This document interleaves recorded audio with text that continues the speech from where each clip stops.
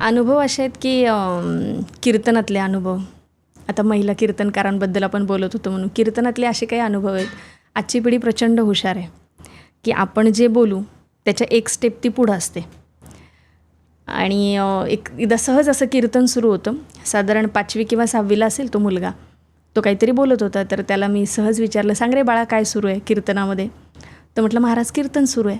म्हटलं हो कीर्तन सुरू आहे, मलाही माहिती आहे, तुलाही माहिती आहे, आपल्या सगळ्यांना माहिती आहे. कीर्तनात काय चालू आहे, म्हणजे कुठल्या मुद्द्यावर मी बोलते. तर म्हटलं महाराज हे जर का आम्हाला कळालं असतं तर इतक्या लांबून तू मला कशाला बोलवलं असतं. दुसऱ्याला शेजारच्याला विचारलं तू सांग, तो म्हटला सांगणार. म्हटलं मग, पण म्हटलं एका अटीवर. म्हटलं काय, कार्यक्रम झाल्यावर तुमचं अर्ध पाकिट मला द्यावं लागेल. अशी आजची पिढी, आपण जे बोलू त्याचे एक स्टेप पुढे आहे. पण तीच पिढी आपल्याला प्रश्नही विचारते. त्यांचा अटेन्शन स्पॅन जरी कमी असला आजच्या पिढीचा, तरी त्यांना जे ऑथेंटिक आहे तेच हवं आहे. असं कधी अवघड प्रश्न विचारला आहे कोणी? अवघड प्रश्न वगैरे फारसे कोणी विचारलेले नाही आहेत खरं सांगायचं म्हटलं तर. परंतु कार्यक्रम झाल्यानंतर जे त्यांच्याशी नातं जोडलं गेलं आहे ते नातं खूप जपलेलं आहे. आणि आजकालची मुलं तर बरंचसं म्हणजे त्यांच्याकडून आपल्याला शिकायला मिळतं. A to Z जे काही कीर्तनात झालेलं आहे, असेही मुलं आहेत की तुम्ही फार अवघड वगैरे बोलत जाऊ नका, आम्हालाही कळेल असं थोडंफार बोलत जा. आणि मी एक दृष्टांत दिलं होतं की सहज कुठले तरी महाराज येणार आहेत आणि म्हणून त्या महाराजांची तयारी, त्यांचे जिकडं तिकडं फोटो दिसत आहेत आणि ते स्वर्ग सुखाचा मार्ग वगैरे दाखवणार, असे वेगवेगळे स्वयंघोषित संप्रदाय वगैरे स्वयंघोषित महाराज लोक निघालेत. आजच्या काळात त्याबद्दल बरीचशी चर्चा होते की स्वतःचा संप्रदाय, मी तुम्हाला सगळं काही आयुष्यातली सुखं मिळवून देऊ शकतो आणि मी देवाचा अवतार आहे, मी असं आहे, मी तसं आहे, असे महाराज निघालेत स्वयंघोषित. त्यांचं पुढं काय होतं हे आपल्याला कळालंच आहे. तर मग त्या महाराजांचे जिकडं तिकडं फोटो पाहिले न ते महाराज त्या गावामध्ये आले. तो मुलगा चालताना सहज त्यांनी त्या महाराजांना पाहिलं रस्त्यावर. त्यांनी विचारलं, जुन्या काळातलं उदाहरण, की तुम्ही कुठं चाललात नक्की. ते म्हटले तुमच्या गावात पोस्टाची पेटी कुठे आहे ते मी शोधते. म्हटले का? कारण म्हटले मला पोस्टाच्या पेटीमध्ये एक पत्र टाकायचं आहे. तो म्हटला तुम्ही तर आज संध्याकाळी प्रवचन देणार आहात. ते म्हणले हो, मी तुम्हाला ओळखलं आहे. ते म्हणले हो, मग तुम्ही पोस्टाची पेटी कशासाठी शोधताय. तर म्हटलं तू मला ओळखलं आहेस, पण मी कोण आहे हे नक्की सांग. तर म्हटलं नाही, संध्याकाळी तुम्ही स्वर्ग सुखाचा मार्ग या विषयावर आम्हाला मार्गदर्शन करणार आहात. तर मला तुमच्याकडं बघून जरा हसायला आलं. म्हटलं कशाचं हसायला आलं. म्हटलं नाही, तुम्हाला जर इथं आमच्या गावात साधा पोस्टाच्या पेटीचा मार्ग सापडत नाही, तुम्ही आम्हाला काय स्वर्ग सुखाचा मार्ग दाखवणार. त्यामुळं जे आहे ते ऑथेंटिक पाहिजे असं शोधणारी आजची पिढी आहे. त्यामुळे त्या पिढीशी कनेक्ट व्हायला वारकरी संप्रदायाचं व्यासपीठ हे खूप गोड व्यासपीठ आहे. आणि तिथं जुन्या आणि नव्या दोन्हीही पिढ्यांचा तिथं संगम होतो. तिथं लहान जरी असला तरी सकळांशी इथे आहे अधिकार. तिथं 55 वर्षाचे आजोबा, अगदी 5-6 वर्षाचं लेकरू जर वारीत चालत असेल छोटा वारकरी, तर त्याचंही दर्शन घेतात. इथं सगळेजण सारखे आहेत. उलट माऊली मागतात, लहानपण देगा देवा मुंगी साखरेचा रवा. त्यामुळं असे खूप गोड असे अनुभव आहेत. असेही काही मी पाहिले लोक की महिला कीर्तनकार आहात, त्यामुळं इथे तुम्हाला परवानगी नाही, किंवा त्यांचं कीर्तन गावामध्ये आपल्या आयोजित केले, स्वतः भजन म्हणणार आहेत पण गावात महिला कीर्तनकार कीर्तनासाठी बोलवलेत म्हणून मी कीर्तनाला जाणार नाही असं म्हणणारे 15 वर्षापूर्वी पाहिलेले लोक आज तेच कीर्तनाच्या तारखा घेण्यासाठी कॉल करतात. त्यामुळे एक चांगला बदल झाला आहे असं वाटतं. निगेटिव्हकडून पॉझिटिव्हकडे महिलांच्या बाबतीत पाहण्याचा दृष्टिकोन खूप बदललेला आहे आणि खूप चांगल्या महिला कीर्तनकार आहेत ज्या चिंतनशील, म्हणजे चिंतन मांडतात, अभ्यास करतात.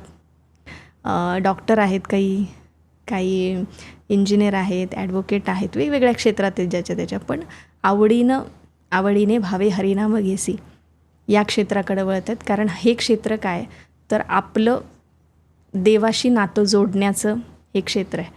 कारण बऱ्याचदा काय होतं की आपलं स्वतःशी बोलायचंच राहून जाते. ज्ञानोबारांनी आम्हाला सांगितलं की आपुला आपण पेया विसरू जो धनंजया तेची रूपयया अज्ञानासी. म्हणजे स्वतःला विसर पडला असेल तर ते अज्ञान आहे आणि स्वतःशी तुम्ही बोलत असाल तर ते ज्ञान आहे. आपण एखाद्या प्रवासात निघालो, तर पूर्वी शेजारी शेजारी प्रवासात कुणी बसले तर एकमेकांशी लोक बोलायची, कुठं चाललात, गाव काय, नाव काय, आडनाव काय, उतरताना कळायचं हा आपलाच लांबचा कुठला तरी नातेवाईक आहे. आता शेजारी कुणी बसलं तर लोक बघत पण नाहीत. चुकून बघितलं त्याच्याही कानात इयरफोन आहे, त्याच्या हातात मोबाईल आहे, तो त्याच्या व्हर्च्युअल जगामध्ये छान आहे, आनंदी आहे. पण आजच्या काळामध्ये याच्या पलीकडं जाऊन स्वतःशी बोलायला आम्हाला वेळ काढता आला पाहिजे. आजचा सूर्योदय बघण्याची संधी आम्हाला देवानं दिली म्हणून रोज देवाचे आभारच मानता आले पाहिजेत. हा एक समृद्ध विचार या क्षेत्रातून मिळतो. तसे कीर्तनाच्या बाबतीतले अनुभव बरेचसे आहेत, पॉझिटिव्ह, निगेटिव्ह. तुम्ही जर कुठल्या व्याख्याताचं व्याख्यान आयोजित केलं तर लोक नावं बघतात कोण आहे, पण कीर्तन आहे म्हटलं की कोण कीर्तनकार आहे हे बघत नाहीत, कीर्तनाला जाऊन बसतात. आणि त्यातल्या त्यात गावात जो अखंड हरिनाम सप्ताह होतो त्याच्यामध्ये महिला कीर्तनकाराचं जर नाव असेल तर महिलांची संख्या जास्त असते, महिला आवडीनं येतात. कारण ते मला असं वाटतं जी उदाहरणं देतात ना ती महिलांना जास्त रिलेट होतात. हो, संसारातली, घरातली, नात्यांमधली, हो, ते त्यांना जास्त जवळचं वाटतं. हो. जिच्या हाती पाळण्याची दोरी ती जगाते उद्धरी असं उगाच म्हटलेलं नाही आहे. त्यामुळं आणि महिला ते ऐकतात, महिला खूप चांगलं काम करतात.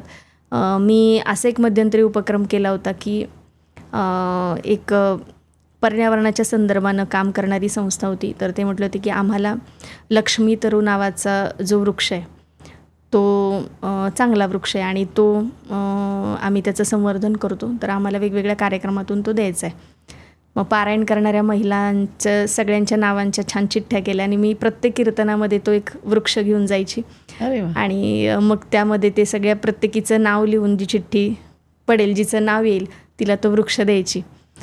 पण तो वृक्ष देताना मी सांगायचे की तुम्ही जर ते झाड वाढवणार असाल तरच तुम्ही ते घ्यायला पुढे या, अन्यथा ते दुसऱ्याला दिलं जाईल. मी अशी उदाहरणं पाहिली की 4-5 वर्षानंतर ते झाड वाढवलेलं आहे, त्यासाठी आवर्जून कॉल केलेला आहे की ताई तुम्ही ते झाड बघायला या.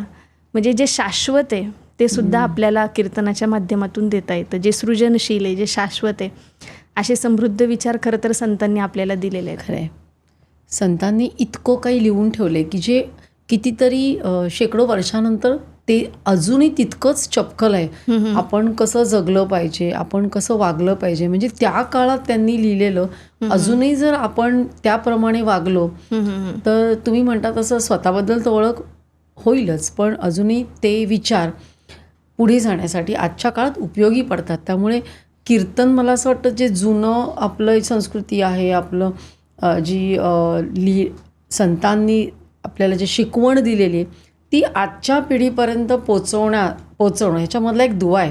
आणि त्यांना कळेल अशा भाषेत सांगणं, थोडेसे रेफरन्सेस देणं, ते त्यांना पाहिजे त्या भाषेत त्यांना समजेल असं सांगणं, हे मला असं वाटतं की तुमचं खूप मोठं योगदान आहे असं मला वाटतं. एखादी जात्यावर दळण दळणारी सासूरवाशीण स्त्री असेल, तिला जात्यावरच्या ओव्या गाऊनही सांगितलं. एखादा तत्त्वज्ञानाचा अभ्यासक असेल, त्याच्या परिभाषेमध्ये त्यांना सांगितलं. म्हणजे आचार्य अत्रे म्हणून गेले होते की ज्ञानेश्वर माऊली हा महाराष्ट्राचा श्वास आहे, तर तुकोबराया निश्वास. तुम्ही मराठी मातीतून, मराठी भाषेतून, मराठी संस्कृतीतून ज्ञानोबा तुकोबा जर वजा केले तर काहीच राहणार नाही. ते म्हणतात माहेर फक्त स्त्रीला असतं असं नाही, पुरुषांनाही माहेर असतं. पंढरपूरकर जाण्याची ओढ म्हणजे काय, तर माहेराला जाण्याची ओढ आहे. त्यामुळं ज्ञानोबा तुकोबांच्या बाबतीत ज्या वेळेला म्हणजे आता स्त्रीनं किती ओव्या गायल्या. आता आपण महिला आहोत त्यामुळे महिला वारकऱ्यांबद्दल, महिला कीर्तनकारांबद्दल थोडंसं अधिकचं बोललो. महिलाच फक्त ओव्या गातात असं नाही, पुरुष संतांनी ओव्या गायल्या आणि त्या विठ्ठलाला माहेर, त्यांचं माहेर आहे असं म्हणून साजिवंत रूप दिलं. तुकोबऱ्यांचा अभंग आहे, पहिली माझी ओवी ग ओवीन जगत्र, गायीन पवित्र पांडुरंग, दुसरी माझी ओवी ग दुजे नाही कोठे, जनिवनी भेटे पांडुरंग. जात्यावर दळण दळता दळता महिला आपलं माहेरचं मोठेपण सांगतात आणि जेव्हा ते दळण संपत येतं तेव्हा माहेरची सगळ्यात महत्त्वाची जी गोष्ट आहे ती शेवटची ओवी सांगतात. तसे तुकोबऱ्या वर्णन करतायत. आता पुरुष संत आहेत पण त्यांचं माहेर काय, पंढरी. ते म्हणतात, नववी माझी ओवी ग सरले दळण, अन चुकले मरण संसारीचे. 10वी माझी ओवी गद हा अवतारा, न यावे संसारा तू का म्हणे. तुकोबारायांना पंढरी माहेर वाटावं. आपल्याला वाटावं यात काही नवल, पुरुषांनाही ते माहेर वाटावं. किती सुंदर. इतकं गोड आहे, इतकं त्याला ते रूप दिले साजिवंत असलेलं.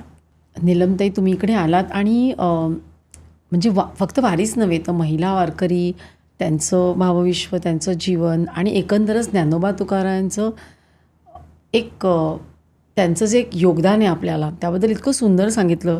गोड अशा आवाजात तुम्ही ओव्या म्हटल्यात. तुम्ही इकडे आलात त्याबद्दल खूप खूप धन्यवाद. थँक्यू. ही क्लिप शेवटपर्यंत बघितल्याबद्दल खूप खूप धन्यवाद. संपूर्ण एपिसोड बघण्यासाठी खाली दिलेल्या लिंकवर क्लिक करा आणि सर्व काही चॅनलला सबस्क्राईब करायला विसरू नका.